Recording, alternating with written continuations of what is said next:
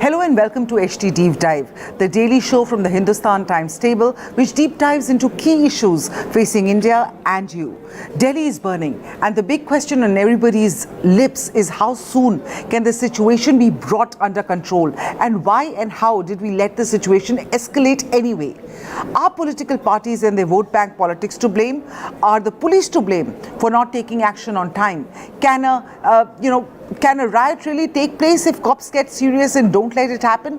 Without getting into the politics of this violence, I want to deep dive into the cause and effect of the situation, which has seen at least 20 people killed so far. I have with me retired Delhi ACP with Bhushan, Shashank Deo Sudhi, the lawyer who is arguing a PIL in Supreme Court against the Shaheen Bagh protest, and HT political editor Vinod Sharma. I'm going to start with you, Mr. Sudhi. On the ground everywhere, one thing that you're seeing apart from the pro and anti-CAA protesters, roughing it out on the streets and carrying swords and pistols and everything else, one thing that is omnipresent across, in every visual is the presence of the police. The police is there on the ground, but not really taking enough action. And that is something that even the Supreme Court and even the High Court today, had a really stern view on. They really came down heavily on the police for not taking action and saying that prompt action could have stopped this situation from escalating to what it is. Can you take us through what the Delhi High Court's opinion is on this? See, whatever happened, it is not a condonable act. It is shocking beyond belief. 20 innocent life is lost, and Delhi police has failed to act against those perpetrators of the crime. The Honorable Supreme Court had also stated very clearly and categorically that really you need not take a certificate from me, for action against those people who are creating the pandemonium. But still, the police has not acted. And within 2 days, the situation has escalated to a point where 20 precious life has been lost. The police has all the machinery to act upon, but the police has failed to do so. What they are doing is, it is not really known by the court also.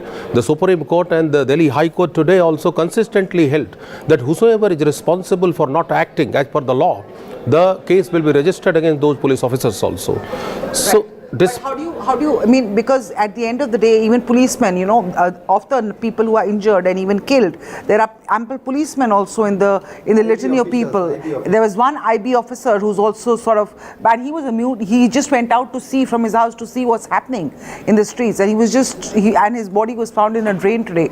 So it's very sad that even the police are not, it's not that they are just not acting, they are also victims in their own right in this case. But the fact of the matter is the protection of the life and liberty of the people is the job of the police, is the job of the state. The state must have ensured to protect the lives of the people. Right. Can I come to you, Mr. Bhushan, on this? You've been a former ACP in the Delhi police. Could you tell us the police response that you've seen so far? Do you think it's above par, below par, or what more could the police have done to control the situation? Aditi, I will recall you back, 84 riots, Babri Masjid demolition. There are lot of other type of riots took place in the history of Delhi. But this present rioting took place in Jafrabad and entire Delhi, Aligarh, in other parts of the India. You see, time is a very important factor. I want to again tell you, you recall the time when another president landed in India.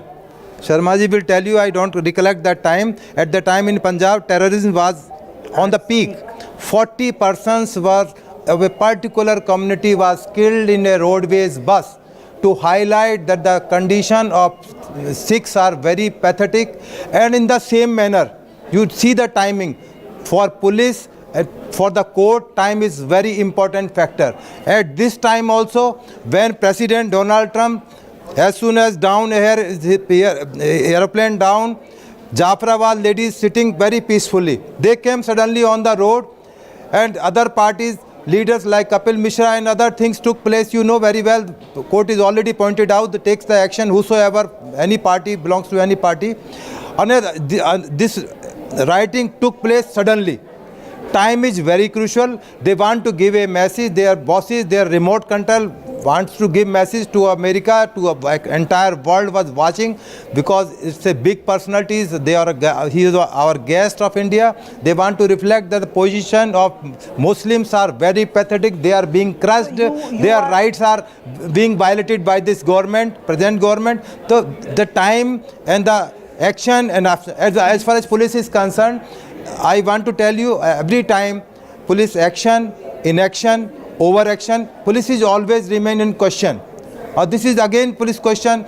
Our man died, 2 DCPs, IPS officers got injured. They are very serious injuries, and still the police is big question. Why not taken? If police fire, it will be very serious repercussion on the entire incident. This incident not took place only in one day.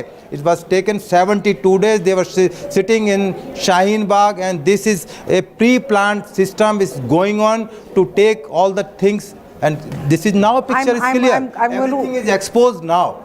I'm going to go to Mr. Vinod Sharma on this. Vinod, he of course believes that these were pre-planned protests and designed to coincide with Mr. Donald Trump's visit. This is to the effect something that the Home Ministry had also issued a statement to a similar effect. What is your studied opinion on this issue? Let me say one thing, that assuming that what has just been stated, that it was pre-planned, is correct, assuming that this was timed to coincide with the visit of Donald Trump to India, what were the intelligence organizations doing? What was the preventive policing doing? If it was pre-planned, then in retrospective wisdom we can say that the police and the intelligence organizations failed miserably to contain the situation. Can you imagine the national embarrassment that this kind of violence is happening while the US president is being hosted by our leaders? And it is being suggested that this was going on, and the Shaheen Bagh is also pre-planned and all that. Has any member of parliament of Delhi visited the protesting people at Shaheen Bagh? Has any representative of the government visited the people in Shaheen Bagh? Even if they don't want to roll back the law, shouldn't there have been a political outreach? My heart goes out to the police for the simple reason that it's a political issue which the cops have been asked to handle. It is not their job. Their job is to maintain law and order. But when you are handling a political issue, when you are handling a political situation, then you are virtually entering the battlefield with directions what to do and what not to do. I am quite sure any police force which is professionally trained, and Delhi police is, I would rate it as one of the better police forces in India than those of many other states, including some in the neighborhood. But let them have a free hand to contain the law and order, to maintain the law and order. What you're saying, that they do not have a free hand to They contain. did not. I mean, you see, no policeman will admit this. I'm telling you. You see, what is being repeated by most police people is what has been said by Ministry of Home Affairs in an off-the-record briefing. And they have an instruction to follow. It's a disciplined force, and they follow the instructions of the political executive. So I don't think that they have to be as much to be blamed as the political establishment of the day. Now, you can point fingers easily that, it is because of them that they have failed. But the reality is that in a city like Delhi, 20 people have died, and we're still counting. We're still counting. I underscore that, and understand that this city has seen the 84 riots. This city has seen assassination of a prime minister followed by a communal riot. Now, what has this city learned from past experience? The same thing is being repeated. It is deja vu for those who have seen 84. It is 2020 is deja vu. The police comes across as helpless as it was then. Sorry to say that at that time the Lieutenant Governor, in fact I remember I had attended a press briefing by Mr. M.M.K. Wali, Home Secretary then, and he said everything is normal. And I asked him a question at that very press conference. I said, you are saying everything is normal. Do you know Ram Vilas Paswan's house has been set on fire? That stones have been cast on Vajpayee's house? And you are saying everything is normal? The reality is that the situation was, the police was well aware of the situation, the intelligence organizations were well aware of the situation, and they did not get the political signal, so they were hamstrung. So I'm going to come to you, Mr. Sudhi, with what Vinod is saying. He's saying that the police could have acted, yes, they are professional, they are equipped. So it's not about not being well equipped or well organized or unprofessional. It's about the political nod to act. How would you respond to that? See, actually, if you are questioning the political establishment, you are questioning the constitution. Our constitution recognizes the separation of power.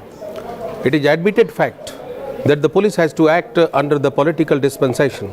This is the admitted fact the court had also held. What is happening here, it is not a new thing. It has happened in the past also. And what is important here to see that if the police is not acting, the political class is failing to respond. It is for the court to respond it. But I just want to bring a small point. For instance, the passing of ambulances, for instance. For that you don't need a political nod or for any, you just be told to do a job, right? But the Delhi High Court had to hold a special session past midnight and direct the Delhi police to ensure that the injured people could be safely moved to a bigger hospital. This happened just a day ago.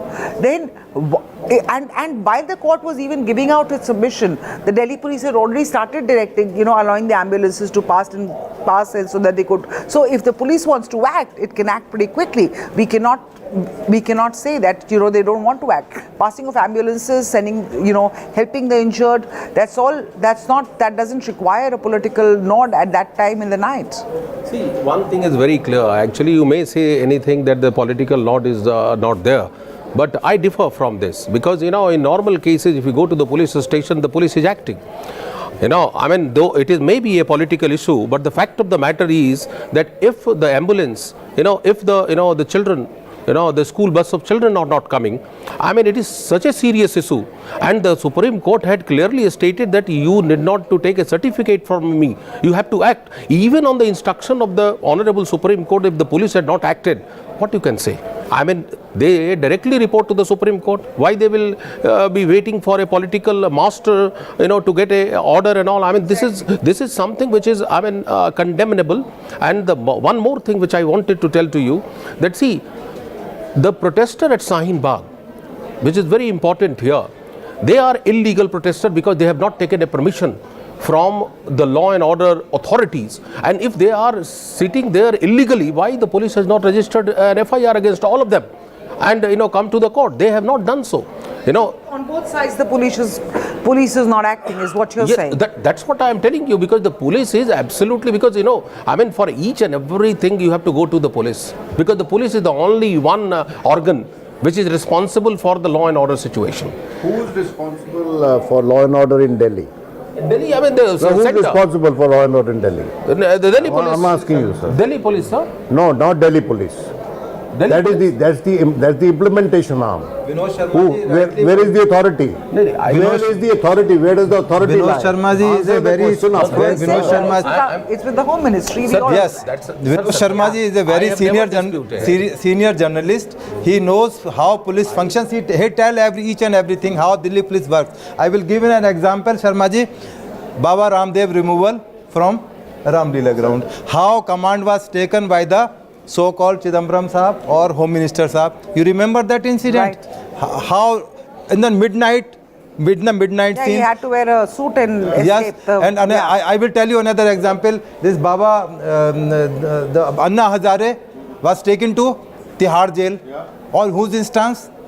Police was responsible for that. It was a political interference. He is right person. He told everything very clearly. I am a retired police officer. I can admit, yes, there is an interference of Home Ministry, not in this government, in Congress government also, it's in other governments. It's a universal. Sharma ji pointed out very clearly, very clear. There is no ambiguity. Since you're talking about as a retired police officer, I want to ask you, how could the Delhi police have handled this particular situation? I'm sure you must have seen the videos and the visuals that have been streaming all over the place and all over the social media. I will say they were,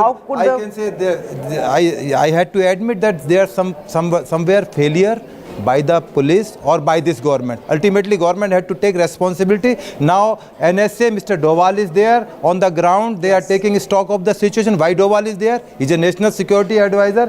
Why he jumped here? Because things now come out of control. They were not calculated. They were not assessed that these things will go so much worsen. The Honorable National Security Advisor reports directly to the Prime Minister, and he holds a cabinet rank. Right. And he is National Security Advisor. But under the Constitution and the separation of power between a quasi-state called Delhi and the Union of India, the law and order is under the charge of the central government, and that authority is exercised through the Lieutenant Governor, to whom the Delhi police reports. Now, may I ask that has the Lieutenant Governor been to the spot till now? He is nowhere, sir. He is nowhere, sir. The same situation was there in 1984. No came from the Mr. Gawai was not to be seen. Yes. Mr. BG Gawai was not to be seen. Yes. So I am sorry. You see, we have not learnt from past mistakes. Yeah. And that is why we end up committing more mistakes. I am not placing blame on individuals or on political party in power. This is a systemic flaw which needs to be corrected. Chief Minister Arvind Kejriwal, in fact, today tweeted and said that the army must be called in. The question is, why not 2 days ago when the situation was still flaring up? So that also, that political intervention came a little too late, perhaps. Would you? And everybody is now today. No need to call army at this time. Police is well equipped. Sufficient force are there. As Sharma ji pointed out, only needs some guidance, some orders from some other sources. I can't tell everything. He told tell everything. Yes. The police wouldn't be short of guidance and leadership. The NSA is rated as the best field operative ever IB has produced. And he's a he's a veteran and seasoned policeman of several years' experience. Right. And I'm sure that now things should be in safe hand. We should wait and wish for the best. Is what you're saying. We should wait and wish for the best. And one thing I must say to you, when the top court, forget about the political establishment, when the top court had directed the police to act, who prevented the police? I'm asking a question. It is not the question of a direction. I'm telling you, if the top court is directly in front of all the police, the DCP had stated that you go and act, you need not to take a certificate from me. In that circumstances, why the police was sitting? It is explosive situation right from the very beginning. So would you, I'm seeing that all three of you are agreeing that the police is largely to blame for the inaction that is, and for the situation spiraling out of control. What role do you think the hate speeches made by the likes of Kapil Mishra? I'm not saying the police is largely to be blamed. Police is being blamed because police is expected to act when there is a serious crisis of law and order. But I'm saying that the command of the police is controlled by a remote control which did not function, which did not press the right buttons. That's the issue here. Give the police full powers. Let the Commissioner of Delhi Police act as a commissioner. Please understand. And be independent. He doesn't not independent. A commissioner has powers of a magistrate. It's unlike this. Powers are not divided between police and magistracy. Correct. Here, the Commissioner of Police, or even when he was Assistant Commissioner, he had the powers of a magistrate who could order even firing. Please understand. And let them exercise that power, let them exercise that discretion and wisdom on the ground, act according to the challenge posed by the situation, and you won't have this kind of a repeat. But who will let them do that? Because the instrumentality of police is sought to be kept under control by the political leadership. They can control. Time and again. Yes, time and again, so that they can control whatever situation is. But that is the constitutional provision. I am telling you, Delhi is not full-fledged state. The Honorable Supreme Court had held it. I mean, there is a constitutional flaw that has to be rectified by the political master. The point which I am trying to make to you, I mean, whatever system we can also, act as per the law, and we are doing it. We understand the part that the law and order situation deteriorated. The police stepped in, their response was not directly proportional to the kind of situation that was evolved. Exactly. They have lost lives. Why have they lost lives? Because they were not vigilant enough. Here is one authority entitled under the Constitution of India to use force legally. Police can use force legally. How could a force like that become a sitting duck? A force that could use force legally. We all saw the visuals, Mr. Sharma, that there were people who were picking up swords and firing, openly firing, picking up a gun, and so this they come suddenly. They managed somewhere. It was not a preparation of. Suddenly they came and started firing. One more pointed out, you started tell hate speech, very important thing. Exactly. I am not a political person. I am not belongs to BJP, Congress, Aam Aadmi Party. Kapil Mishra openly saying that after Trump will go, we will see. He is threatening to DCP. Either you remove this person, otherwise we will see. What does it mean? He is abatement. That's why court had to intervene, take action against this person. Moreover, other part also, you see this Amulya, you did this Akhtar Pathan, 100 crores Muslims, 15 crores Hindus. What is this going on? That's why I'm saying I'm not a political person, but things to be evaluated, analyzed.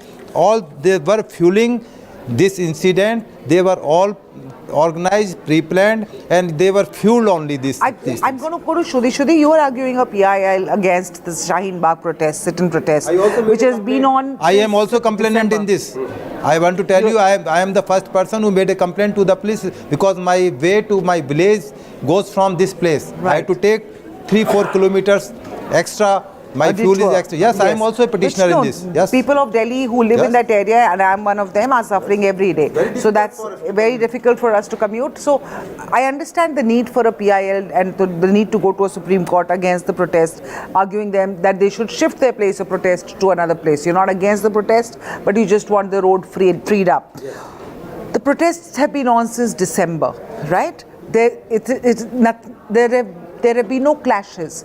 For it to now suddenly acquire a communal face, having as soon as Trump leaves and suddenly there's violence on the streets, there is Hindu, there's Muslim, and suddenly this sort of communal flare-up is very scary. At least for most of India, we find that to be the most scariest proposition that every time this happens, we all sort of look back and just think of the past history and our history and how it's laced with incidents like this, and how every time it's been a cropper and it's set India back and set our social and communal harmony back by years. In your assessment, why now? Why have these silent and peaceful protests supposedly turned violent now? And I'm not saying Shaheen Bagh, because Shaheen Bagh is the epicenter, and no violence has been reported in Shaheen Bagh even over the last few days. But Northeast Delhi is burning, and the issue is the same. See, actually, you have to see it from a different perspective altogether. Article 19(1) of the Constitution and 19(2) of the Constitution of India, the freedom of speech and expression and the freedom to assembly is controlled and limited by Article 19, sub-article 2 of the Constitution of India. CRPC and IPC are restriction to the reasonable restriction, to these kind of fundamental rights. The point which I am trying to make to you that, it is a terrorism. I mean, if you are obstructing the fundamental rights of the people, by telling that, some people are exercising the fundamental right to protest.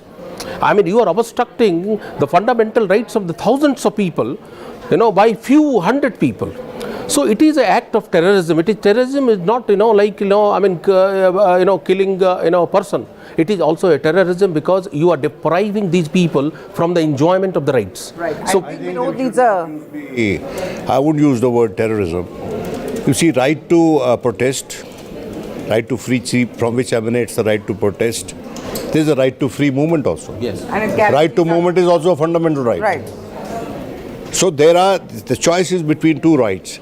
But if I may put it differently with respect, sir, that there is one set of people for whom it's a question of survival, and another set of people, given the kind of fears they are harboring, and another set of people, for them, it is a question of their convenience, commutation on for daily work. So livelihood, survival versus livelihood, let's put it like this, Now both are essential. They relate to right to life. Now may I come to the topography of Shaheen Bagh? I've been there. The kind of police bandobast which has come under some scrutiny lately was, I think, excessive. The police, my hunch, and I may be wrong, that till the time in the run-up to the elections, Shaheen Bagh was presented as a spectacle around which to polarize the public opinion. Now, once the elections are over, Presented as a spectacle by who? Which side? no, you see, By all sides, I mean, is what you're I saying. don't, that's what I'm saying, I'm not here to approach and I am discussing with you the anatomy of the problem. Fair enough. I am not here to blame anybody politically. We are discussing the anatomy, the genesis of it all, and how can it be resolved. The police, perhaps under instructions again, created the kind of bandobast. Please understand, the area which links Kalindi, Kunj, and it is 2.5 kilometers away. There was a Naka. You please understand. So we have to take a holistic view of the situation. Now that the Supreme High Court has taken cognizance of it, some people have gone to Supreme Court in their wisdom, but I think the appellate authority is with the High Court. And the High Court is listening to this matter. And the Supreme Court Justice Sanjay Kishan Kaul has also said that let them finish hearing this matter. May I say one thing? That the protesters of Shaheen Bagh deserve, it's their right to some kind of political hearing. And the court must give a directive to the political executive rather than going around directing the police that they must set up a dialogue with the people who are sitting there. Dialogue is the only answer in a democracy when there is a logjam.